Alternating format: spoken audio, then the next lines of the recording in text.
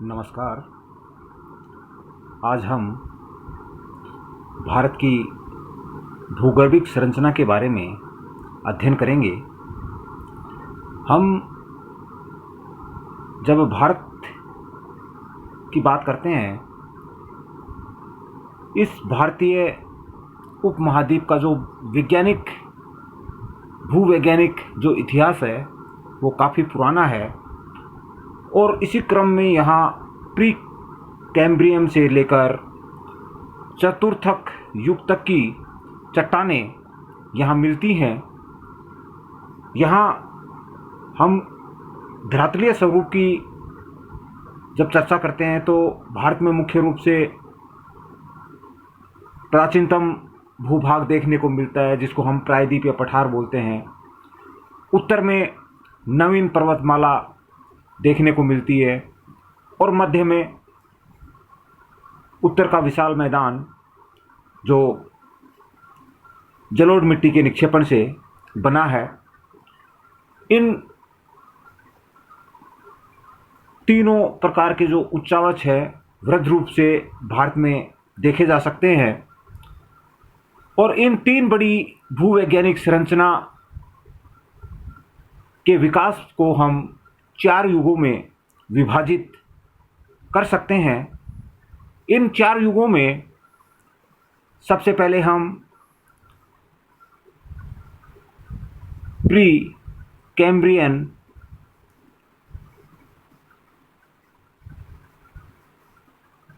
की शैलें, सबसे प्राचीनतम ये शैल मुख्य रूप से इसको हम आद्यकल्प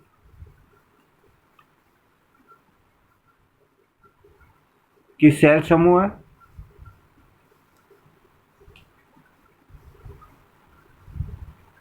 दूसरा धारवाड़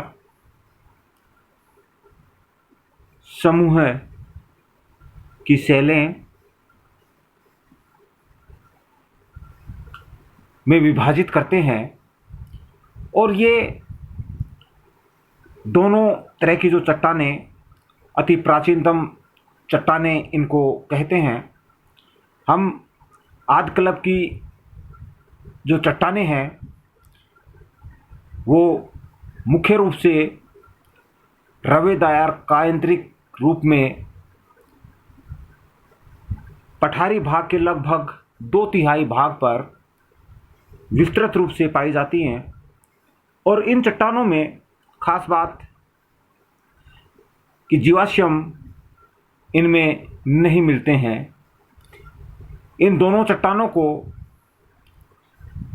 प्राचीनतम चट्टानें बोलते हैं और आद्यकल्प की जो चट्टानें हैं उनको हम 3 भागों में विभाजित करते हैं।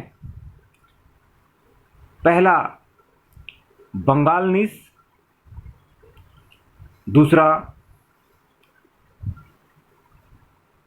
बुंदेलखंड नीस और तीसरा नीलगिरी नीस्ट।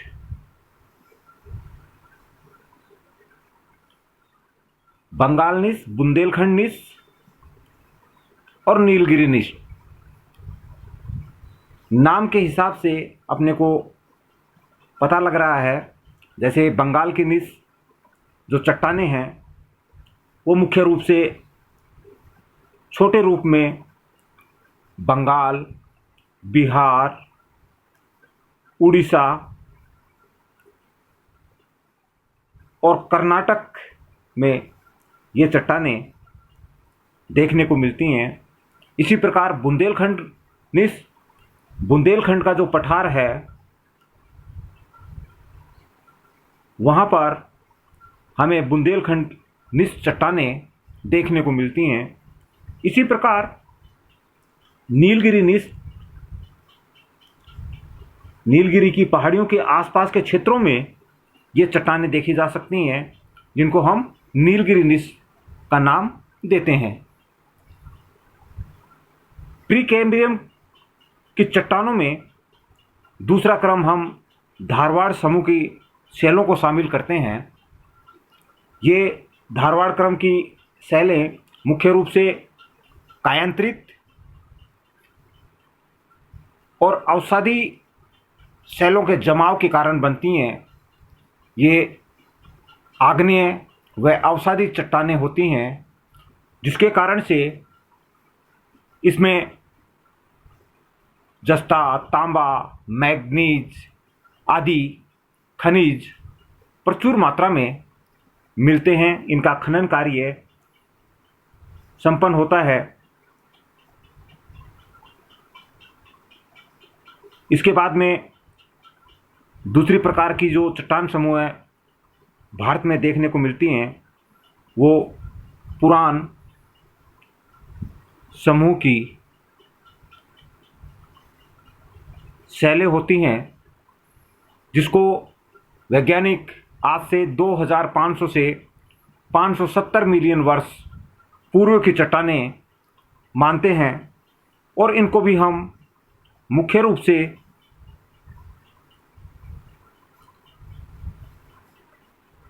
दो भागों में विभाजित करते हैं। कडप्पा क्रम की चट्टानें और दूसरा विंध्यन क्रम की चट्टानें।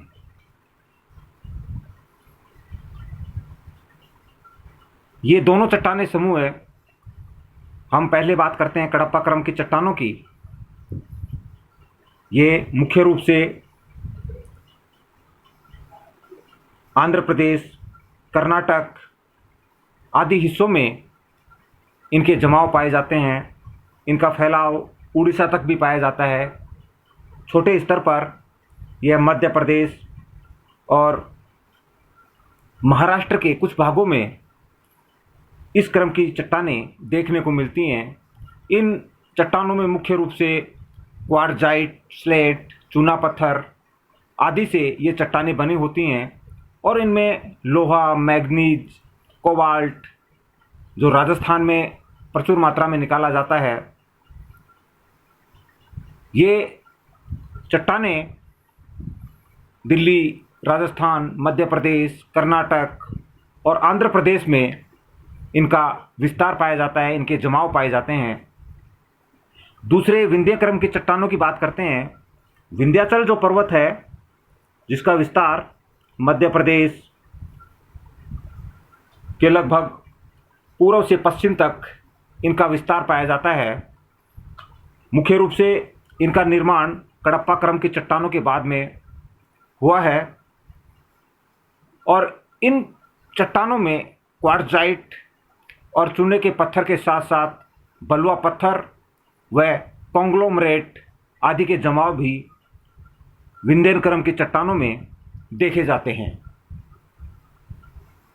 तीसरा जो चट्टान समूह है भारत में पाया जाता है, वो द्रविडियन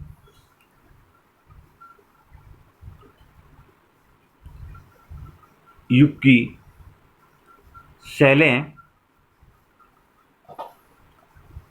ये शैलें कैम्ब्रियन युग से लेकर मध्य कार्बोनिफेरस काल तक की मानी गई हैं और इन चट्टानों में जीवाश्म कहीं कहीं देखने को मिलते हैं।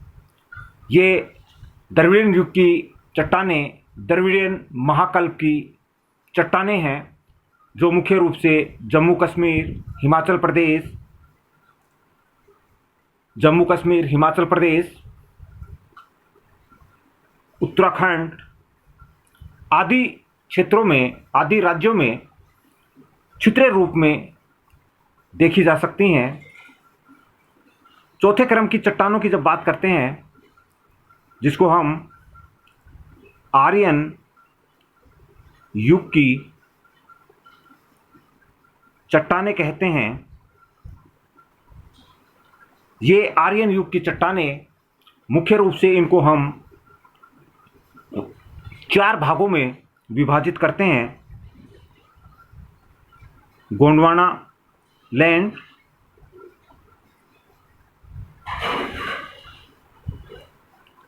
दक्कन ट्रेप,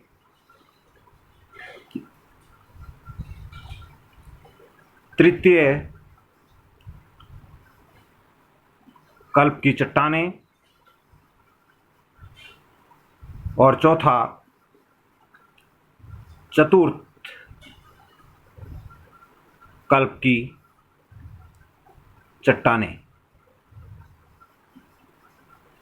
आर्यन युग में हम 4 प्रकार के चट्टान समूह को शामिल करते हैं: गोंडवाना लैंड, दक्कन ट्रेप, तृतीय कल्प की चट्टानें, चतुर्थक कल्प की चट्टानें। इनमें सबसे पहले हम गोंडवाना क्रम की चट्टानों की बात करते हैं, जिनका निर्माण जुरेसिक से कार्बोनिफेरस युग के मध्य होता है, और इनमें रेंगने वाले जीवों के अवशेष, मछलियों के अवशेष ये मिले हैं, और इनका विस्तार भारत के छत्तीसगढ़, झारखंड, उड़ीसा, तेलंगाना, आंध्र प्रदेश तक की इन चट्टानों का जमाव पाया जाता है। साथ साथ कर्नाटक के कुछ हिस्सों में भी इनका जमाव देखने को मिलता है।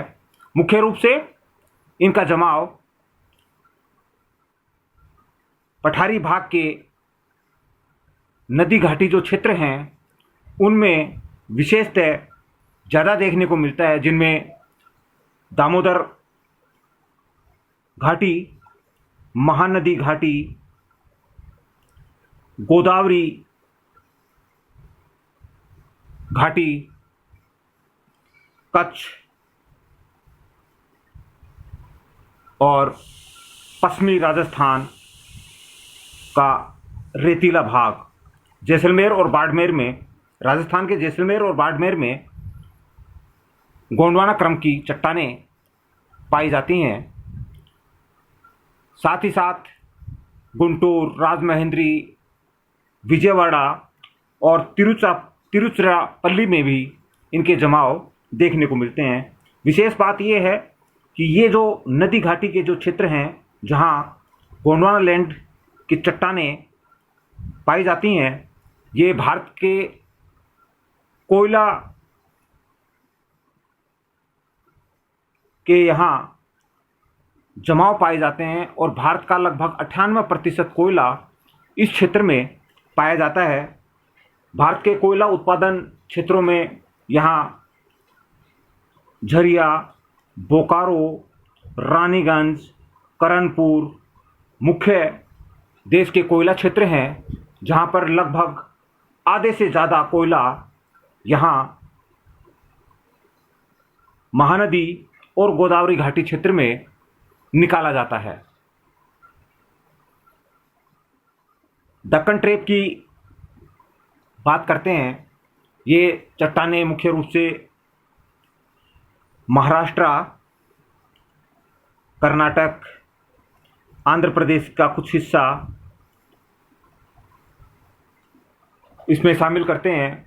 मुख्य रूप से लावा के जमाव यहाँ हुए, जिन पर अनाच्छादन की क्रिया संपन्न हुई, और उस अनाच्छादन की क्रिया के द्वारा यहाँ काली मिट्टी का जमाव देखा जा सकता है। महाराष्ट्र, गुजरात, मध्य प्रदेश के लगभग 5 लाख वर्ग किलोमीटर में इन चट्टानों का जमाव पाया जाता है। मुख्य रूप से यहाँ बॉक्साइट के जमाव मिलते हैं। तीसरे चट्टान क्रम की बात करते हैं, तृतीय कल्प की चट्टानें। ये चट्टानें मुख्य रूप से उत्तरी पर्वतमाला में पूर्व से पश्चिम तक लगातार क्रम में पाई जाती हैं, और ये चट्टानें पाकिस्तान के मकरान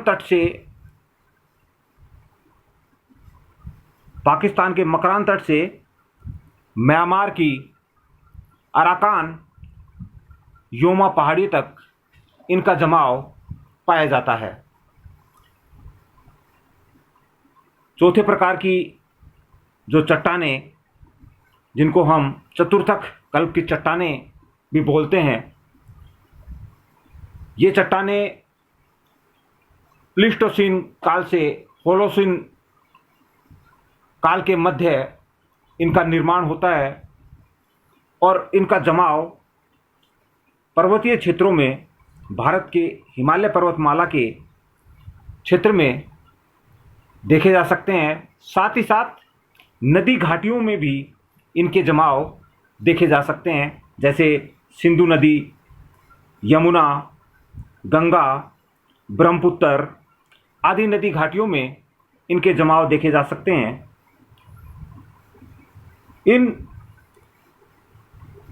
इस प्रकार की चट्टानें लगभग भारत का जो गंगा, सतलज, सिंधु और ब्रह्मपुत्र का मैदान है, उसमें विस्तृत रूप से चतुर्थ युग की चट्टानें देखी जा सकती हैं। जलोढ़ मिट्टी की इस क्षेत्र में प्रधानता होती है। फलस्वरूप यहाँ जनसंख्या का घनत्व अधिक पाया जाता है। साथ ही साथ यहाँ कृषि उत्पादन भी प्रति हेक्टेयर अधिक देखने को मिलता है। तो इस प्रकार हम भूगर्भिक संरचना की जब बात करते हैं तो भारत में लगभग प्राचीन से आधुनिक युग की जो चट्टानें हैं वो विस्तृत रूप से या छितराए हुए रूप से भारत में हम इनके जमाव देख सकते हैं। और इन्हीं चट्टानी कर्मों की सहायता से यहाँ का धरातलीय उच्चावच, या हम बोल सकते हैं भारत के जो धरातलीय उच्चावच जिनको हम भौतिक विभाग भी बोलते हैं, उनका निर्धारण इन चट्टान समूह क्रम से निर्धारित हुआ है। Thank you.